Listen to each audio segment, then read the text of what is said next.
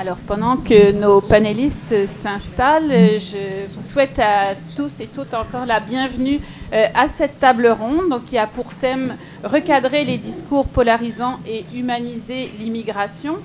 Vous le savez, puisque vous êtes là aujourd'hui, vous avez été interpellés par le thème aussi de la journée. On entend tellement parler de désinformation qu'il nous a semblé donc, essentiel, en fait, de la prendre de front dans cette table ronde, dans ces manifestations les plus flagrantes, comme dans ces discours parfois plus subtils et trop souvent insidieux. Le discours ambiant actuel, en fait, on pourrait dire qu'il ne s'enfarge pas dans les fleurs du tapis. On constate malheureusement que la parole erronée, là, c'est largement décomplexé depuis plusieurs mois, plusieurs années même.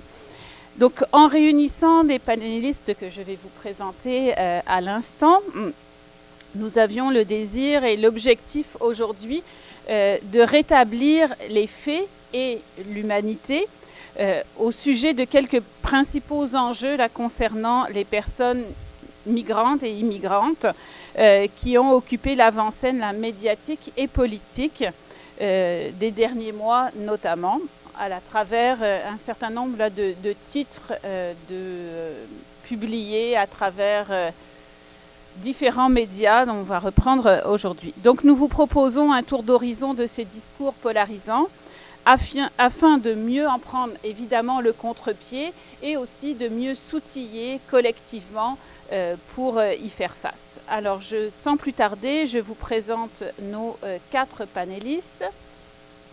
Donc, M.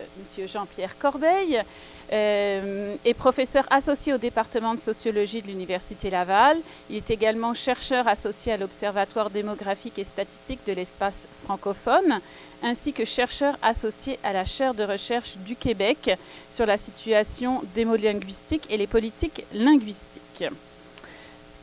Danielle Bélanger, professeure titulaire au département de géographie de l'Université Laval. Elle est également titulaire de la chaire de recherche du Canada sur les dynamiques migratoires mondiales et membre de l'équipe de recherche en partenariat sur la diversité, membre de l'éthique.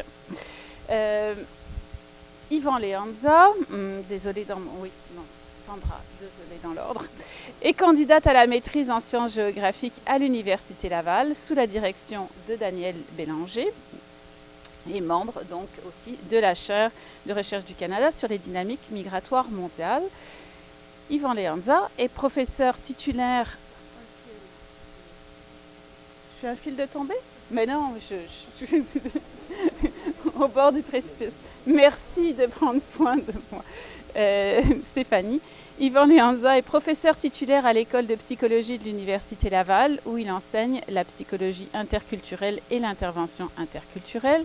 Ses intérêts de recherche portent sur l'activité des professionnels de la santé en contexte pluriculturel.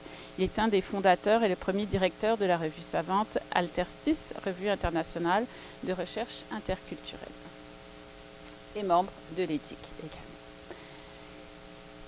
Alors, sans plus tarder, je vais avoir le rôle ingrat de couper la parole parfois à nos panélistes, mais aussi le privilège de vous la donner présentement. Donc, sans plus tarder, à travers les thèmes qui seront abordés et qui concernent essentiellement là, vos champs d'expertise, champs de recherche, je donne la parole en premier à Jean-Pierre Corbeil pour une première série un premier tour en fait dans cette table ronde à partir d'une question. Cette question, quels sont les principaux messages erronés qui ont contribué dans vos champs de recherche donc, respectifs à la désinformation, à la déshumanisation, et ou à la criminalisation des personnes immigrantes sur la scène politique, et en quoi ces messages sont-ils erronés. Vous avez donc chacun 5 minutes en vous appuyant sur des exemples que vous nous avez transmis. Ces énoncés donc, seront projetés au public sous forme là, de diapositives. On verra. Voilà. Chacun 5 minutes. On m'entend bien? On m'entend? On m'entend. Oui. Donc, 5 minutes, ou bien je parle très vite, ou bien je suis très concis. Je vais essayer d'être concis. Donc, parmi les messages, il y en a plusieurs ici à l'écran. Donc, évidemment, les immigrants, quelqu'un a parlé de bouc émissaire. Les immigrants contribuent au déclin du français, c'est bien connu, hein? Tout le monde sait ça. Ils nuisent aux Français. Ils contribuent au déclin de la culture québécoise. Ça, c'est grave. Menace à l'identité québécoise. Il contribue en fait à noyer le peuple québécois, en particulier celui d'ascendance canadienne-française. Je vais m'arrêter là, je pourrais vous en donner d'autres, mais l'enjeu en fait, c'est que c'est exactement ce type de discours polarisant qui pose énormément de problèmes et qui alimente beaucoup. On parlait tout à l'heure des radios poubelles, mais il y a beaucoup de médias qui contribuent aussi à générer ce type de clichés. D'entrée de jeu, je pense qu'il faut s'entendre sur l'importance d'une bonne planification de l'immigration, une meilleure gestion. Mais il faut reconnaître aussi que le gouvernement québécois, fédéral aussi, mais québécois est en bonne partie responsable aussi de ce qui est en train de se produire, c'est-à-dire problème de planification de l'immigration. Et justement, on tend à minimiser les répercussions, les impacts de cette négligence-là sur les personnes immigrantes elles-mêmes.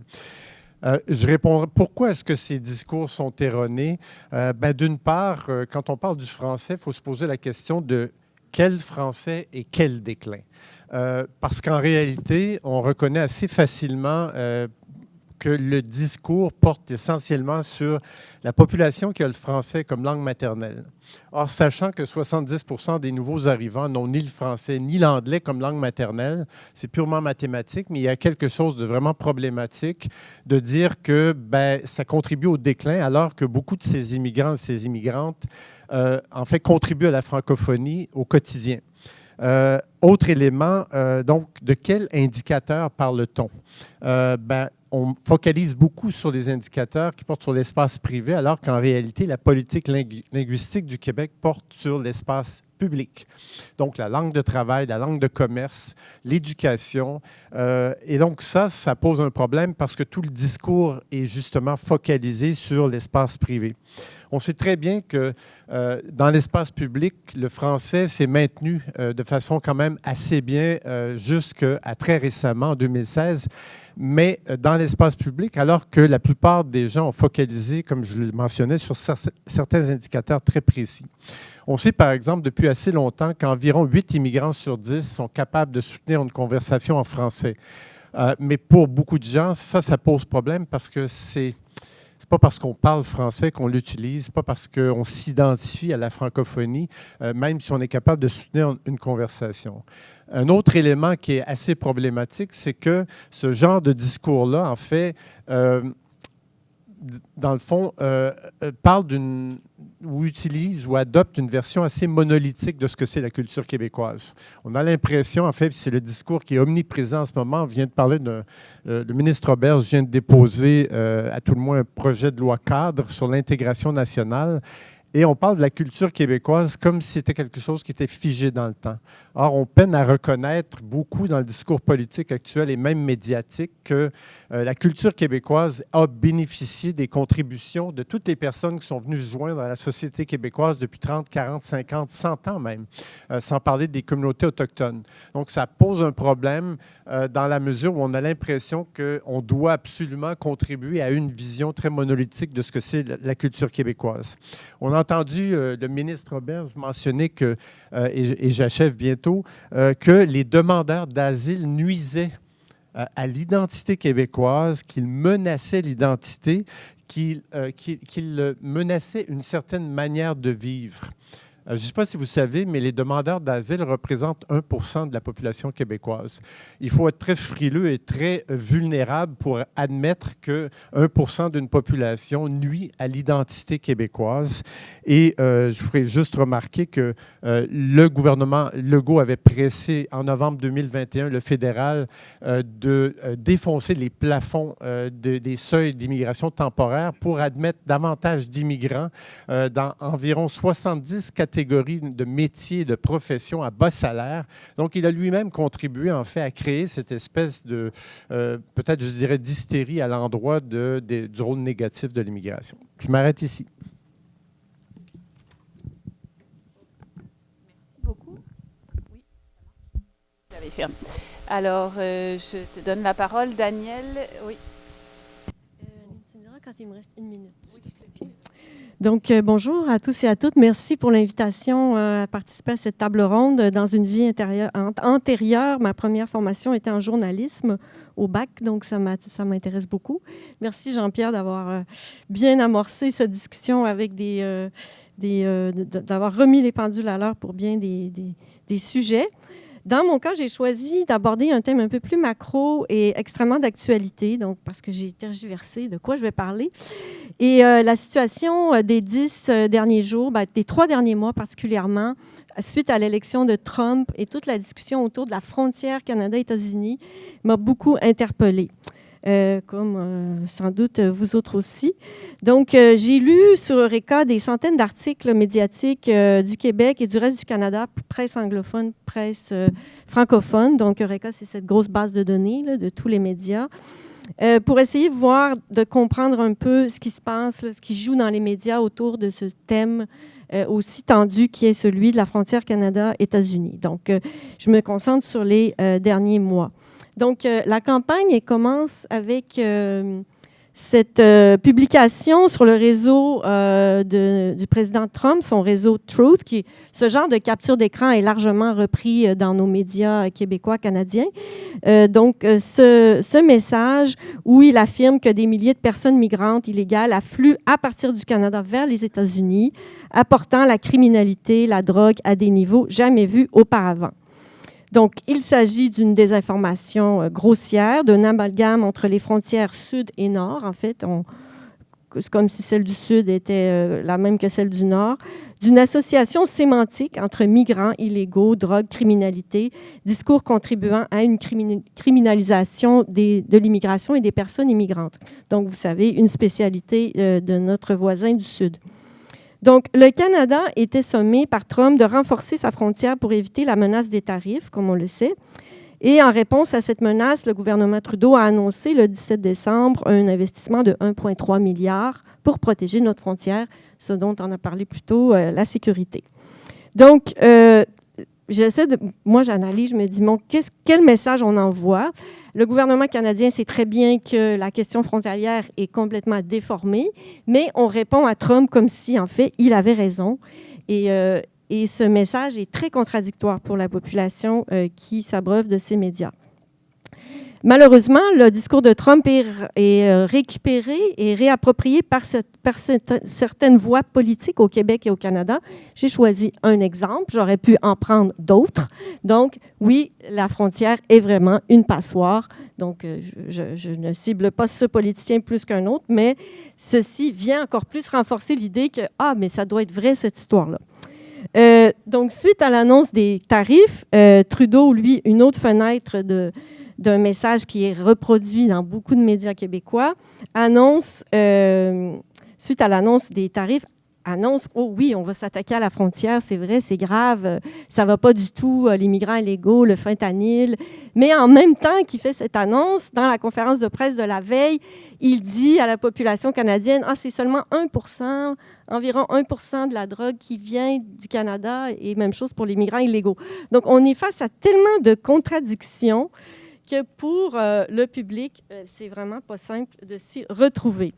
Donc, je finis ma première question avec des choses qui ont été divulguées dans les derniers jours. La Gendarmerie royale du Canada a diffusé des petites vidéos avec des caméras infrarouges qui montrent à quel point la surveillance frontalière est bien réalisée. Donc, je vais pas montrer la petite vidéo, mais c'est 30 secondes et c'est très impressionnant. On est en guerre, je vous assure. Et plus récemment encore, je l'ai pris ici parce que c'est d'abord sorti dans des médias anglophones de l'Ouest, mais ça a été relayé par Québécois, Journal de Montréal, Journal de Québec, dans les jours qui ont suivi. Des images des patrouilles réalisées avec les hélicoptères Black Hawk. Et donc, on invite les journalistes à bord de ces hélicoptères et on montre des images qui sont vraiment très impressionnantes. Il me reste 1 minute, c'est parfait. Je vais essayer de montrer les images parce que c'est... Non, bon, on laisse tomber. Excusez. Donc, vous irez voir. En tout cas, c'est très, très impressionnant de voir ces images, comme vous voyez, comme celle-ci, mais il y en a une dizaine environ. Donc, voilà, c'est ma première partie sur la désinformation et toute cette confusion, je dirais, que sème ces messages contradictoires. Mais je crois qu'au final, l'information qui est très sensationnaliste, c'est qu'effectivement, il y a un problème grave à la frontière. Et comme on a dit ce matin avec François Crépeau, ce n'est pas négociable, la sécurité. Merci beaucoup, Danielle. Donc, je cède la parole à Sandra, qui va parler d'un autre thème aussi dont on a tellement entendu parler ces derniers mois, celui du logement. Oui, dans le fond, moi, je me questionne davantage sur les questions en lien avec le logement. C'est des questions qu'on a entendues, comme Aline le dit, on en a entendu beaucoup parler là, récemment dans les médias. Je ne sais pas si certains ont remarqué une affirmation qui était particulièrement importante, celle de François Legault, qui disait que la crise du logement était 100% de la problématique de la crise du logement est en lien avec les personnes immigrantes temporaires. Puis ça l'a fait quand même une grosse réaction de la part de plusieurs groupes, dont le FRAPRU. J'ai pu travailler avec le FRAPRU sur cette question. C'est un message, évidemment, je vous l'apporte aujourd'hui parce qu'il est erroné et ça peut contribuer à une grande désinformation si on s'attarde à ce propos. Dans l'optique de parler de cette problématique-là, il faut aussi mentionner que la crise du logement, c'est une crise qu'on parle comme actuelle. Par contre, quand on lit de la littérature sur le sujet, on se rend compte que le Québec il est en crise assez régulièrement au niveau du logement. En fait, ce n'est pas des nouvelles, sauf que récemment, dans les dernières années, on a utilisé tantôt le terme « bouc émissaire ». C'est littéralement ça. On a utilisé le terme « bouc émissaire » pour pointer les personnes immigrantes sur la situation. Or, la situation est beaucoup plus complexe. Puis ça, c'est quelque chose qu'on peut aussi comprendre avec le message de François Crépeau par rapport au fait que quand on émigre, c'est beaucoup plus compliqué que juste arriver. Il y a des processus, ce sont des personnes. Et quand on parle d'humaniser, il faut humaniser aussi cette idée que trouver un logement, ce n'est pas facile.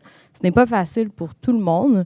Puis, la crise qui est due à toutes sortes de facteurs doit être pris en compte. Quand on pense à l'immigration, je sais qu'on fait souvent l'association augmentation démographique, manque de logement. Donc, voilà, un lien, donc effet-cause, cause-effet.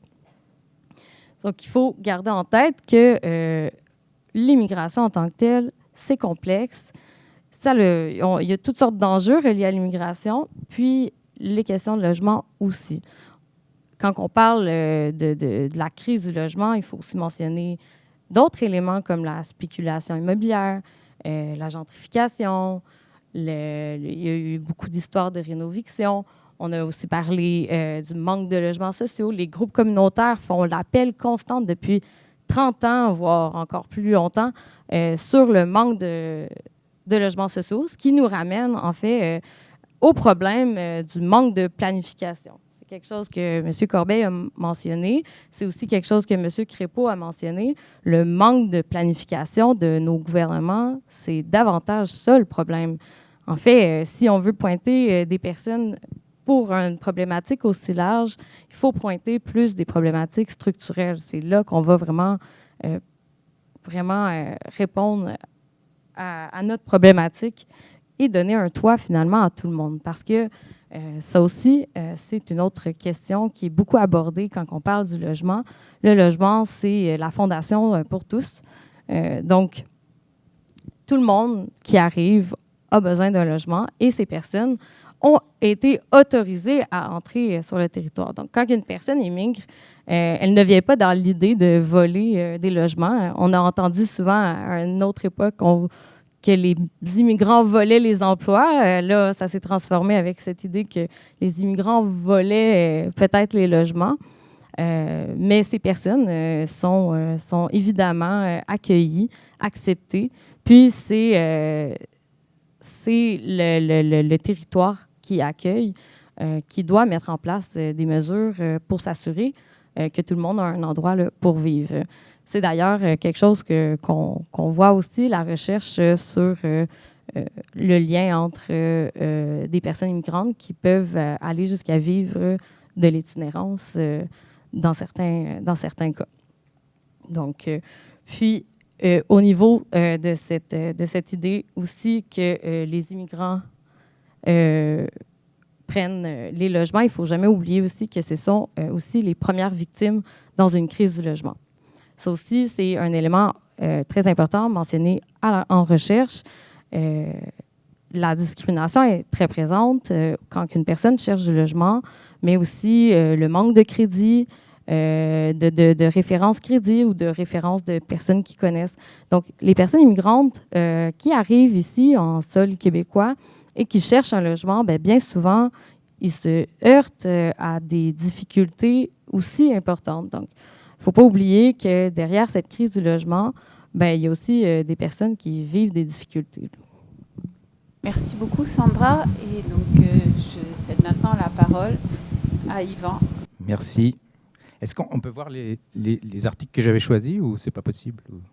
Parce qu'il y en a un là, l'immigration, le système va péter, ça c'est sympathique, mais il y en avait un autre aussi. L'autre n'a pas été ajouté. Ok, c'est correct, c'est pas grave. Je vais me débrouiller sans. Donc l'autre, c'était Monsieur Legault, qui faisait un lien entre demandeurs d'asile, migrants temporaires. En fait, c'est très flou la façon dont il parle. On ne sait pas très bien s'il parle des demandeurs d'asile ou des migrants temporaires ou des deux en même temps. C'est déjà là, il y avait un problème. Et il faisait ce lien entre ces personnes-là et l'itinérance et les problèmes de santé mentale, en disant que c'est parce que si on avait des problèmes à accueillir les usagers dans des services de santé mentale, c'est parce qu'il y avait trop d'immigrants temporaires et trop de demandeurs d'asile. Et il faisait la même chose avec l'itinérance. S'il y a une explosion de l'itinérance au Québec, c'est à cause de ces mêmes personnes qui sont dans un statut précaire. Terrible. Donc déjà, je vous ai dit, il faisait un présupposé il faisait la confusion entre demandeurs d'asile et personnes ayant un statut de migrant temporaire. Déjà, ça, c'était un problème. Ensuite de ça, à ma connaissance, il n'y a aucune étude, mais peut-être que tu pourras me contredire, qui montre le lien entre itinérance et statut de migration. Peut-être que... Enfin, ça, je n'ai pas vu de... Excusez-moi, il y a un truc bizarre qui apparaît là. Voilà. Donc, je n'ai pas vu d'études qui montrent ça. Et même si, bien entendu, les demandeurs d'asile peuvent avoir un niveau de santé un peu plus bas que l'ensemble des migrants, ce que l'on sait de façon extrêmement robuste, démontré depuis des décennies, dans différents contextes nationaux, dans différents contextes de soins aussi, c'est que les migrants, en général, sont de bien meilleure santé que les populations locales qui les accueillent. Donc, ce ne sont pas les migrants qui vont aller d'abord dans les services de santé, c'est la population locale qui, elle, est en moins bon état de santé que les migrants. Je vais le répéter, les migrants sont en meilleur état de santé que les populations locales qui les accueillent. Ça, c'est vrai au moment où ils arrivent dans le pays. Après, on pourra en reparler, ça décline un peu.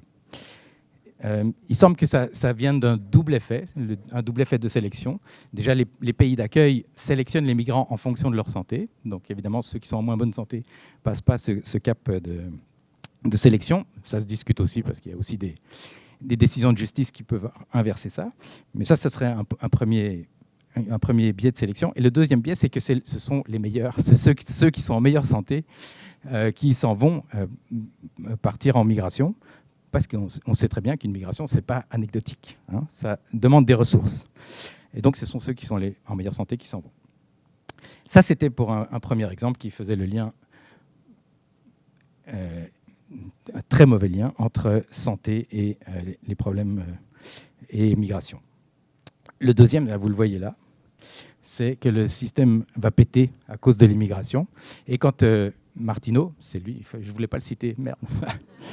C'est lui qui a écrit ça. Bon, excusez-moi. Donc, ce que ce chroniqueur fait comme lien, c'est d'abord... son premier présupposé, c'est qu'il n'y a jamais eu autant de migration qu'actuellement au Québec. Ça, c'est faux. La plus grande vague de migration, et ça, c'est des historiens qui pourront me dire. Je ne suis pas historien, mais j'ai assisté à une très belle conférence de Pierre Anctil, qui est un professeur d'histoire de l'Université d'Ottawa, qui parlait justement des migrations au Québec. La plus grande vague d'immigration que le Canada ait jamais connue, c'était au début du XXe siècle. Et là, on a accueilli des millions d'Européens principalement, qui sont arrivés sur une très courte période. Le Canada les a accueillis, les a intégrés. Les quelques centaines de milliers qu'on accueille aujourd'hui, peut-être qu'on a plus de ressources qu'à l'époque pour bien les accueillir également. Donc ça, c'était sa première erreur. Et sa deuxième présupposition, c'est que les migrants sont un poids pour le système de santé ou le système social en général. Il parle du filet social qui est en train de s'écarteler et qui va péter, qui va finir par péter. Mais les migrants ne sont pas un poids, comme je l'ai dit, ils sont en meilleure santé que la population en général, donc ce n'est pas eux qui fréquentent le plus le système de santé. Et en plus de ça, ils ne viennent pas pour occuper un lit à l'hôpital pendant 14 jours. Hein. Ils viennent pour travailler, comme l'a dit M. Crépeau tout à l'heure. Quand ils arrivent, c'est pour travailler. Et ils vont travailler où? Oh, dans le système de santé. C'est drôle. Hein. Et là, il y a un peu de recherche intéressante qui montre que, parce qu'ils arrivent dans le système de santé, évidemment, ça crée de la diversité parmi les employés dans les systèmes de santé. Alors tout le monde dit c'est un problème. Non. Là encore, on se trompe. Quand on fait de la recherche justement sur la diversité dans les institutions, mais en particulier en santé, on se rend compte, qu'il y a un meilleur accès, il y a plus d'utilisation des services par les populations qui sont les plus vulnérables, les plus marginalisées. C'est-à-dire qu'elles se reconnaissent peut-être dans les employés et viennent plus facilement fréquenter les institutions de santé. Donc plus il y a de diversité, plus il y a d'accueil des populations marginalisées. Et plus il y a de satisfaction des usagers de ces institutions. Ça, c'est le point 1. Le deuxième point, c'est qu'à un niveau plus macro-institutionnel, il y a une meilleure gestion.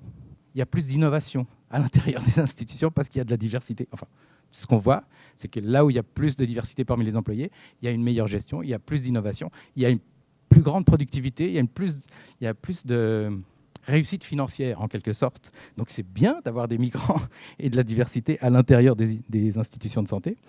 Et du point de vue des employés eux-mêmes, ça amène aussi plus de flexibilité et une plus grande satisfaction au travail. Voilà. Ils sont complètement à côté de la plaque. Et c'est une belle conclusion pour le premier tour. Et je me permets donc de repasser à cette deuxième vague de questions. Merci beaucoup d'avoir mis la table déjà. Comment donc maintenant la recherche dans vos domaines respectifs permet-elle de contribuer à une meilleure compréhension de la situation et des enjeux concernant les personnes immigrantes? Donc pourriez-vous nous donner quelques exemples concrets? Merci. Merci pour cette question fort pertinente. Dans le domaine des langues au Québec, il y a un paradoxe qui est fort intéressant, c'est-à-dire que depuis les années 60, le discours politique a été extrêmement influencé par ce qu'on appelle la démolinguistique, c'est-à-dire la démographie des groupes linguistiques. En fait, il y a un chercheur, Jean-Guy Prévost, dans les débuts des années 2000, qui a parlé de la démolinguistique comme d'un univers politico-cognitif, c'est-à-dire que compte tenu de sa présence dans les médias, compte tenu de la recherche, des fonds de recherche qui ont été accordés, on a juste à penser, par exemple, pour les gens qui connaissent la commission Gendron, la commission Laurando-Dunton sur le bilinguisme et biculturalisme. Ça a donné naissance à beaucoup de chercheurs dans ce champ d'études. Et finalement, la démolinguistique est devenue ou a obtenu une espèce de monopole paradigmatique sur la façon d'analyser l'évolution des comportements linguistiques dans la société québécoise. Or, ça pose un problème parce qu'aujourd'hui, les citations dont on parlait tout à l'heure et une bonne partie du discours médiatique, j'ai mon collègue Richard Marcoux avec un de ses étudiants, Steven Terrien, ont montré qu'en fait, au cours entre 2018 et 2023, le nombre de mentions de déclin du français dans les médias a connu une croissance absolument fulgurante. On est passé de 75 à 80 à plus de 2500 mentions dans les médias. Et tout ça sur la base de certains indicateurs bien particuliers. Or, ce qui est intéressant, concernant la question sur le rôle que peut jouer la recherche, c'est qu'on constate, bon, moi j'ai une formation évidemment de sociologue, je suis d'abord et avant tout sociologue, mais j'ai une expertise en démolinguistique et je me rends compte que le discours des sociolinguistes, des sociologues, des linguistes en général, voire des psychosociologues, est assez marginalisé, assez marginal dans le discours, dans la réflexion sur les enjeux auxquels on est confronté. Or, il est heureux, en fait, qu'il y a de plus en plus de chercheurs en ce moment qui essaient de comprendre la croissance importante du plurilinguisme. On parlait tout à l'heure des caractéristiques des nouveaux arrivants. Or, plus de un nouvel arrivant sur 2 qui n'a pas le français ni l'anglais comme langue maternelle parle au moins 3 langues. Donc, le rapport à la langue française est de plus en plus diversifié et les repères et les indicateurs qu'on utilisait pour essayer de comprendre l'évolution du français au Québec sont en train d'être complètement transformés. Et justement, il y a de plus en plus ce besoin d'une perspective pluridisciplinaire, interdisciplinaire, pour mieux comprendre le rapport des nouveaux arrivants à la francophonie québécoise, parce qu'il y a un sentiment d'appartenance. Au tout début, on a parlé du fait qu'on est des carrefours identitaires. On a différentes identités. Bien, le rapport à la langue française, il existe chez la majorité des nouveaux arrivants. Ils l'acquièrent au fur et à mesure. Mais ce qu'on comprend mal, c'est comment ces nouveaux arrivants doivent composer aussi avec le contexte sociolinguistique dans lequel ils s'intègrent. Donc, un immigrant à qui on dit, écoutez, le français est la langue officielle au Québec, c'est la langue de travail, alors qu'ils savent très, très bien qu'étant donné les choix économique que le Québec a fait. On est des chefs de file à l'échelle internationale dans plein de secteurs de pointe. Et si on ne maîtrise pas l'anglais, bien, on n'a pas les mêmes avantages au niveau du salaire, au niveau des postes qui sont disponibles. Donc, il y a de plus en plus de chercheurs qui s'intéressent en fait aux défis auxquels sont confrontés les nouveaux arrivants, non seulement dans l'acquisition de la langue française, dans la maîtrise, vous avez tous entendu, dans la loi 96, maintenant devenue loi 14, que tout nouvel arrivant a 6 mois pour apprendre le français. Je vous mets au défi d'apprendre le punjabi en 6 mois ou le néerlandais. Vous voyez que c'est un défi. Donc, toute la question d'une meilleure réflexion concernant qu'est-ce que ça veut dire être intégré linguistiquement à la société québécoise. Est-ce que c'est le fait de parler le français le plus souvent à la maison, alors qu'on sait très bien que même après 30 ans de résidence au Québec, plus une personne immigrante sur 2 parle une langue autre que le français ou l'anglais le plus souvent à la maison, mais utilise le français dans sa vie quotidienne dans beaucoup de cas, parce qu'elle travaille en français, parce que les enfants, en vertu de la loi 101, fréquentent l'école de langue française. Donc, le rapport à la langue française de beaucoup d'immigrants, de personnes issues de l'immigration, est de plus en plus complexe. Et c'est grâce à la recherche qu'on peut arriver à démystifier et s'éloigner peut-être d'une vision catastrophiste et très alarmiste de l'évolution de la langue française, parce que ce rapport-là à la francophonie, il est multiple et il est en train d'être de plus en plus transformé. Je m'arrête ici. Merci beaucoup. Daniel? Merci, Aline. Dans le cas de la question et du sujet que j'ai analysé, j'ai consulté des collègues à moi qui travaillent beaucoup sur les frontières, Luna Vives de l'Université de Montréal et mon collègue Guillermo Candis à l'Université de l'Ontario français.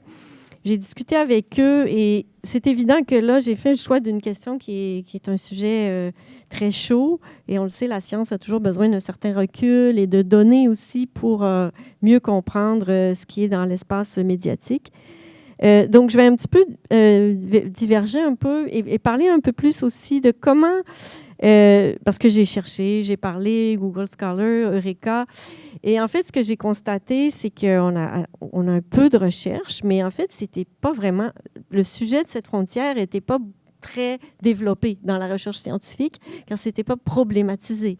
La frontière Canada-États-Unis, il y a la question des transports qui est analysée, par exemple, le transport de marchandises, etc. Mais donc, ce qui m'a frappée, et je vais peut-être plutôt parler de ça, c'est finalement comment, oui, les médias contribuent à la désinformation, mais on a quand même des journalistes qui font un travail de fond, qui tentent de rectifier le tir et qui contribuent apporter une information et qui font aussi des recherches préliminaires, parfois avec des données importantes, des demandes d'accès à l'information ou des données statistiques. Ils vont faire des choses simples, mais très, très importantes.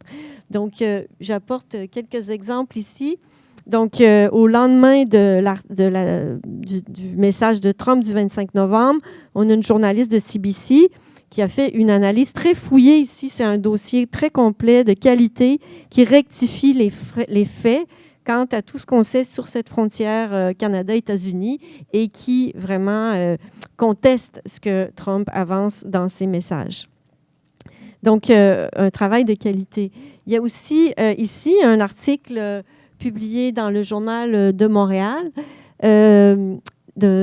qui est vraiment un petit article, très court, que je dirais incisif, qui parle de ce déploiement technologique et militaire à la frontière que déploie le Canada. Et ici, le journaliste parle de démonstrations de jouets et de spectacles. Donc ici, vous voyez quand même un angle très critique dans le Journal de Montréal qui va par ailleurs parfois aussi reproduire des discours erronés. Donc, il ne faut pas minimiser le rôle que peut jouer ce genre d'article qui est lu par une grande proportion de la population du Québec. Dans des journaux moins diffusés, mais néanmoins très importants en termes de recherche journalistique, Le Devoir, début février ou fin janvier ici, publie cet article, 1er février, cet article aussi qui analyse les déclarations de Trump et à partir de données des Américains, produit ces graphiques où on remet vraiment en question les affirmations du président Trump. Donc, à cette question, je retourne un peu la question parce que je dis, bon, les médias, oui, contribuent à la désinformation, mais ils sont aussi des acteurs très proactifs pour la contrer. Et ici, le rôle des chercheurs et des gens du terrain est d'autant plus important qu'on est souvent sollicité par les journalistes. Et donc, on doit contribuer le plus possible à cet effort d'information et de rectification d'information. Donc, il y a les deux. Et une chose qui m'a vraiment beaucoup frappée, vous l'avez peut-être entendu, lundi matin, le bulletin de nouvelles radio de Radio-Canada rapportait cette allégation de Trump selon laquelle le Canada, les États-Unis subventionnent le Canada. Et tout à coup, le lecteur de nouvelles, on dirait qu'on est dans un livre de science-fiction, s'arrête et dit « Ce n'est pas vrai que les États-Unis subventionnent le Canada fait du commerce avec les États-Unis. » Donc ici, il s'agit de décisions éditoriales exceptionnelles, mais extrêmement importante. Donc, la science, elle va progresser, elle va contribuer encore plus à rectifier toutes ces fausses informations, mais je crois qu'il faut aussi reconnaître le rôle positif que peuvent jouer les médias. Voilà. Merci, Danielle. Donc, Sandra. Oui, bien, en fait, je suis complètement d'accord avec Danielle. Les médias, ça a le dos large, comme on dit, puis c'est pas nécessairement que du mauvais, c'est aussi beaucoup de travail de la part de personnes qui peuvent travailler rapidement, puis avec des informations rapides. Ça, c'est quelque chose aussi qu'on mentionne souvent par rapport à la recherche. Les chercheurs, c'est primordial pour comprendre les enjeux qui concernent la situation des personnes immigrantes parce qu'on a plus de temps. Souvent, on a plus on va aller chercher des données, mais on peut mettre 2 ans à écrire un rapport, puis à rencontrer des gens et à prendre le temps que tous nos documents soient éthiques, révisés par des pairs. Donc, ce qui est intéressant avec la recherche, c'est que on peut avoir plus de nuances ou plus un article scientifique qui fait 17 pages, c'est déjà beaucoup plus qu'un article de médias à une demi-page. Donc, ça laisse beaucoup plus d'espace, évidemment, pour aborder des sujets complexes. Donc, je crois ici, quand on parle de comment la recherche contribue à une meilleure compréhension, c'est évidemment par sa possibilité, finalement, de pouvoir décortiquer des problèmes qui sont ultra complexes, comme la question du logement. Ça, c'est quelque chose qu'on peut voir à travers la littérature. Par exemple, il y a Xavier Leloup, qui est une personne qui a documenté beaucoup les discriminations que les personnes vivaient à la recherche de logement, surtout à Montréal. On a beaucoup de recherches dans les milieux urbains par rapport au logement. Il y a aussi Damaris Rose, qui est une autre chercheuse qui a travaillé longtemps sur les questions aussi de gentrification. Ces recherches donnent la possibilité de mieux comprendre vraiment profondément des problématiques que les personnes vivent. Puis, ça met en lumière justement toute cette nuance que les médias, parfois, avec un grand titre, on comprend aussi que la situation des médias, c'est pas toujours évident. C'est des choix éditoriaux, justement. Donc, il y a aussi d'autres formes de recherche qui est intéressante au niveau du logement. Erika, qui est un groupe de chercheurs, a publié récemment justement un rapport sur la question de l'immigration, de l'itinérance à Montréal. C'est un rapport super intéressant qui explique en fait la situation des organismes communautaires où on voit justement de plus en plus d'organismes communautaires qui ont la mission d'héberger les personnes débordées. C'est quelque chose qu'on voit aussi à travers les médias, mais on a maintenant des chercheurs qui s'attardent à ces questions de nos limites au niveau du communautaire. Ayant travaillé pendant plusieurs années au communautaire, je peux imaginer toutes sortes de limites, en effet. Puis, ces rapports qui sont plus accessibles peut-être pour les personnes sont aussi une façon là, de mieux approcher les personnes. Je pense qu'ils sont importants. Je sais que l'EDIC, justement, essaie aussi de créer ces ponts avec tout le monde pour mieux comprendre parce que les médias viennent à nous facilement. La recherche, c'est un petit peu plus difficile. Parfois, il faut creuser. Donc, dans ce cas, je crois que il faut, c'est la prochaine question, je devance un peu, mais je crois qu'il faut rendre accessibles ces données. Je crois qu'il faut faire des journées comme aujourd'hui où on rentre en contact, on dialogue et on s'arrête pour parler de ce qui est important.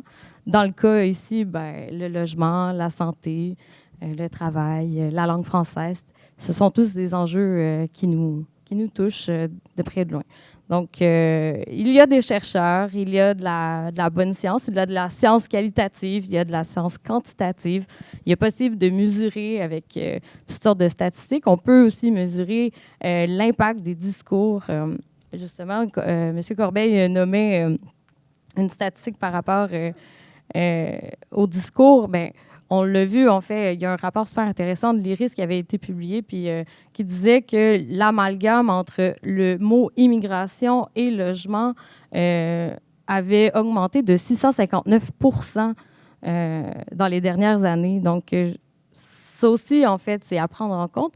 Puis la recherche, ça nous permet justement là, de voir plus globalement ces discours, disons. Merci beaucoup, Sandra. Yvan? D'accord, merci beaucoup. Je vais revenir à la santé des migrants, après la langue, la frontière et le logement.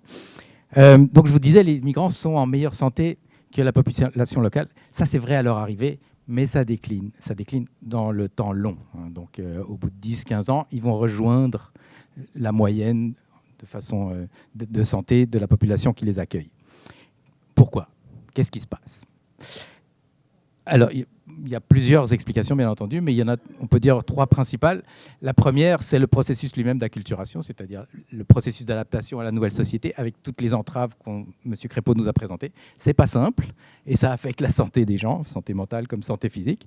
Ça, c'est la première. La deuxième explication, c'est les questions de littératie. De littératie en santé. Il faut comprendre le système de santé. Il ne s'agit pas seulement de parler la bonne langue pour interagir avec un professionnel de la santé, mais il s'agit aussi de comprendre à qui s'adresser, quel numéro de téléphone faire, et après comprendre les explications qu'on vous donne pour circuler dans le système de santé. Je pense que même les gens qui parlent français et qui ne sont pas migrants s'en sortent pas toujours avec notre système de santé. Donc ça, c'est la deuxième raison. qui fait qu'ils ont moins accès aux soins. Et la troisième, c'est les questions de discrimination. Même s'ils accèdent aux soins, ils vont avoir toutes sortes de comportements discriminatoires à leur égard, que ce soit par la langue, justement, ou pour d'autres raisons. On ne va pas les prendre au sérieux, etc. Donc on sait tout ça, et on sait ça depuis très longtemps. Comme je vous le disais, ça fait partie des mêmes études très robustes, quantitatives. J'aime beaucoup le quali, mais dans ce cas-là, c'est quantitatif, et je pense que ça a un effet convaincant aussi quand on fait du quanti. On le sait depuis longtemps. Alors qu'est-ce qu'on fait pour ça, pour surmonter ça? On peut adapter les institutions, par exemple. On peut amener un peu plus de compétences interculturelles d'une façon large dans l'organisation des institutions pour qu'elles accueillent mieux, et aussi améliorer les compétences des professionnels eux-mêmes, des intervenants, des compétences interculturelles. Alors, est-ce que nos intervenants sont compétents? Il y a de la recherche aussi là-dessus que je fais. Et je peux vous dire, selon les contextes, selon les disciplines, au Québec, entre un quart et la moitié des personnes interrogées, quantitativement là aussi, ne montrent pas l'ouverture minimale qu'il faudrait pour accueillir la diversité dans leur pratique quotidienne. Entre un quart et la moitié des personnes ne sont pas compétentes interculturellement. Donc il y a énormément de travail à faire pour sensibiliser les intervenants et probablement leur hiérarchie aussi dans les institutions. Ce qu'il y a, c'est qu'on sait que ces profils de compétences culturelles peuvent changer. Il ne faut pas énormément de formation. Parfois, des séminaires de 3 heures, des ateliers de 3 heures, ça suffit pour faire des déclics et changer des attitudes qui vont faire en sorte qu'on accueille mieux la diversité. Et quand je parle de diversité, ce n'est pas juste les migrants. M. Crépeau l'a aussi souligné tout à l'heure. Il s'agit d'ouvrir à toutes les diversités, pas juste aux questions de migration. Voilà ce que peut dire la recherche sur le déclin de la santé des migrants. Je n'ai pas d'autre chose à dire sur ce point-là. J'étais rapide. Ouais.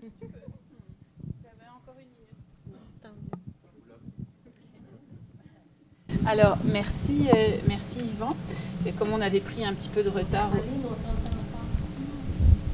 Là, est-ce que vous m'entendez? C'est mieux, hein? Ouais.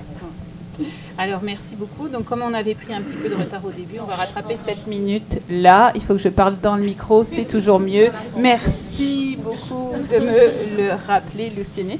Effectivement. Donc, je vais garder ça en tête et le garder proche. Désolée. Donc, nous allons pouvoir passer au 3e tour de parole qui va s'articuler autour d'une dernière question. Qu'est-ce qu'on pourrait faire de plus et de mieux pour outiller et développer une pensée critique sur les informations véhiculées dans les médias et par les politiques? Alors, je vous invite à parler dans le micro pendant 5 minutes encore chacun. Merci. Merci beaucoup. C'est intéressant, on parlait de recherche. Vous avez certainement entendu parler de cette idée que des chercheurs, on en trouve beaucoup, mais des trouveurs, on en cherche. Donc ça, c'est le défi aussi parce que la recherche joue un rôle fondamental, mais évidemment, il y a je pense que on parle, quand on dit de vulgariser l'information, de la disséminer, de faire en sorte qu'elle soit accessible au grand public, aux décideurs, c'est quelque chose de fondamental et je trouve qu'on ne s'y prend pas de la meilleure des façons. D'une part, ma conjointe m'a offert un livre il n'y a pas tellement longtemps du philosophe Martin Desrosiers qui est enseignant à Brébeuf. On a beaucoup parlé de ce livre-là dans les médias, L'art de ne pas toujours avoir raison. Ben là, je ne sais pas si c'était juste pour moi, mais en tout cas, je vous le recommande. Je vous le recommande fortement. Et la raison pour laquelle je mentionne ce titre, c'est que en ce moment, on est confronté, on l'a dit depuis le début, à un discours qui est très polarisant. Et en matière de langue française, il y a des inquiétudes parmi la population québécoise qui sont tout à fait légitimes. Étant donné le statut du Québec dans l'Amérique du Nord, le français sera toujours dans une situation de fragilité parce qu'on connaît très bien les forces et, dans le fond, l'influence de l'anglais comme lingua franca globale à l'échelle de la planète.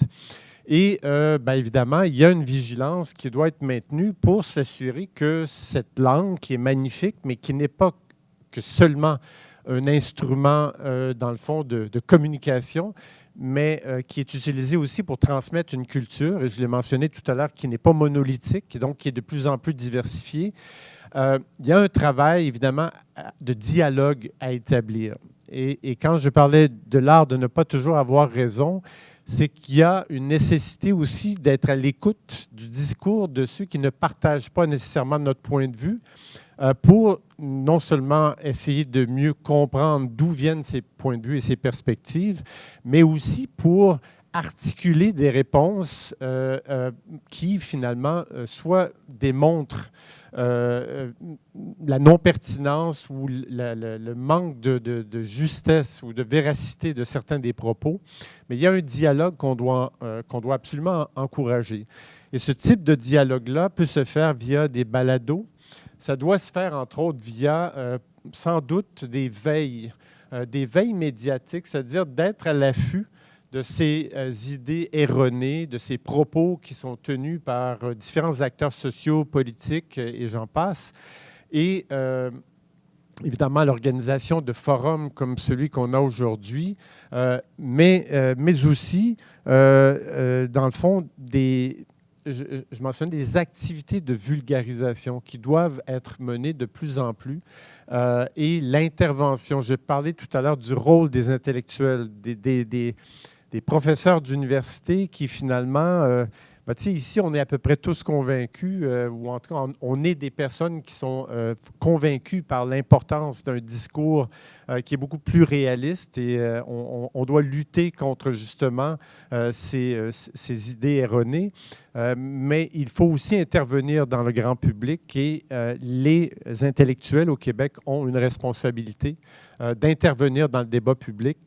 Et bref, c'est certainement une piste de solution qui est absolument importante, mais l'implication, que ce soit via des chaires de recherche, pour justement peut-être présenter une vision différente et étudier aussi les représentations des gens qui véhiculent peut-être des inquiétudes et qui sont préoccupés par certaines situations qui sont elles-mêmes alimentées par le discours médiatique et par certains acteurs politiques qui sont très, très en vue. Donc, je vais m'arrêter ici.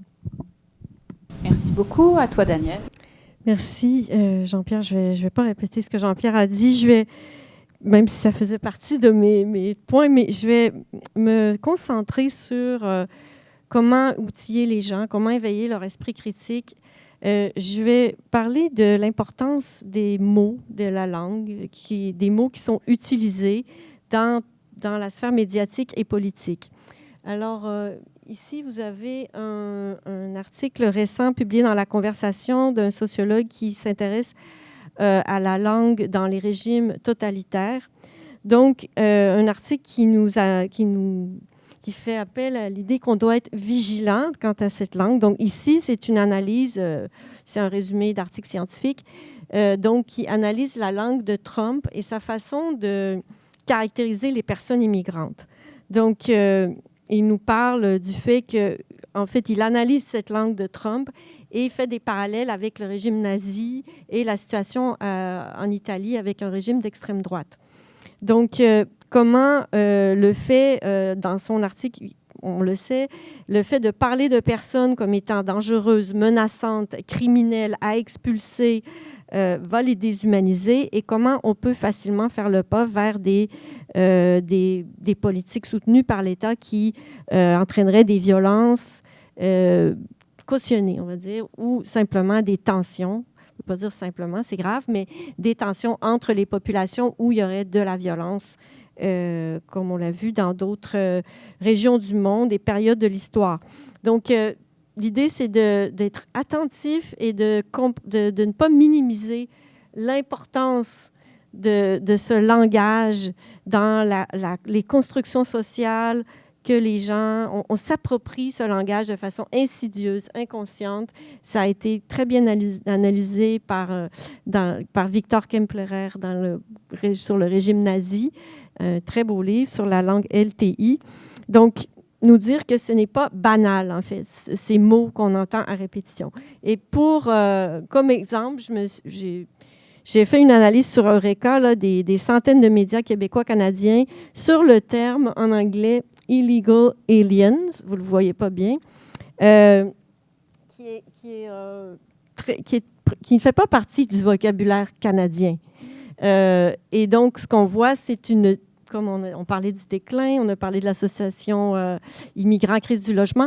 Donc, on voit une forte croissance, là, c'est pour l'année 2024, de l'apparition de ce terme dans la presse anglophone et francophone, migrants illégaux, qui est un peu la traduction la plus proche.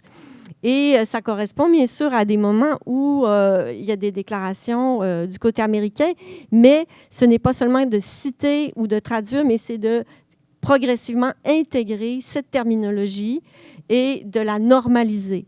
Donc, c'est un phénomène, je pense qu'il faut vraiment être à l'affût, comme citoyen, comme professeur, comme chercheur, comme travailleur, et vraiment développer cette lecture et cette analyse, cette vigilance qui est une tendance qui est extrêmement dangereuse.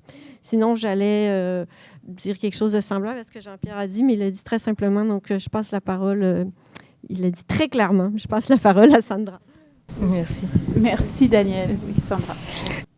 Dans la même ordre d'idée, évidemment, je ne vais pas répéter ce que mes collègues ont dit parce que c'est, je crois, une réponse très complète jusqu'à maintenant de comment on peut développer une pensée critique. Je pense que à travers la pensée critique, c'est un devoir qu'on se fait, nous, en tant que citoyens, de bien s'armer quand on voit des discours, quand on entend des discours. Il y a un livre, le petit, je ne sais plus comment ça s'appelle, d'autodéfense intellectuelle de Normand Baillargeon, qui est un livre qu'on a peut-être lu, plusieurs ont lu, sur cette idée de faire attention quand on voit, par exemple, des généralisations. Toutes les personnes sont comme ça, ou toutes. C'est sûr que si vous voyez quelque chose comme noir ou blanc indiqué, ben, ça peut vous sonner aussi une cloche de vouloir aller plus loin derrière. Donc, il y a toutes sortes de façons d'éviter les sophismes.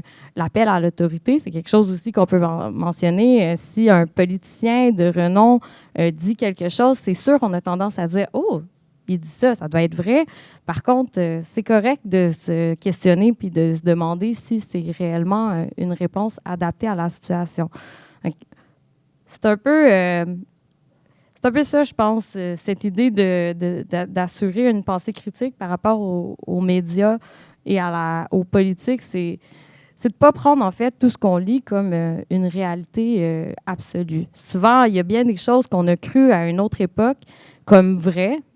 On peut dire la cigarette, c'était bon pour la santé, mais il faut savoir que certaines choses changent, certaines choses évoluent, puis que les vérités sont plus souvent nuancées qu'on le pense. Donc, je pense que cette idée-là, surtout pour les personnes immigrantes,